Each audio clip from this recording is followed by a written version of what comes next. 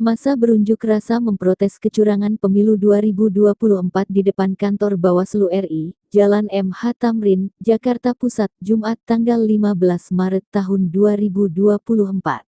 Mereka mengancam jika Bawaslu dan KPU mengabaikan tuntutannya, maka akan ada demo lebih besar melibatkan berbagai elemen sipil. Massa yang demo Bawaslu RI hari ini menamakan diri Gerakan Rakyat Selamatkan NKRI. Massa datang sekitar pukul 15.40 waktu Indonesia Barat. Kaum wanita yang hadir membawa sejumlah spanduk yang diangkat tinggi-tinggi. Mahkamah Keluarga Sumber Kecurangan, demikian tulisan di salah satu spanduk. KKN mencederai demokrasi, bunyi spanduk yang lain.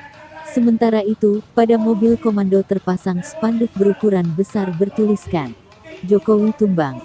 Setelah itu, mereka memulai aksi dengan menyanyikan lagu Indonesia Raya pada pukul 14.45 waktu Indonesia Barat. Kemudian, sang orator memulai orasinya. Semoga Bapak Joko Widodo bisa mendengarkan aspirasi kami rakyat Indonesia, ujar dia. Ya, selanjutnya ada pembacaan puisi dari Bang Winston. Setelah itu kita siap-siap bergerak untuk ke KPU. Sepakat?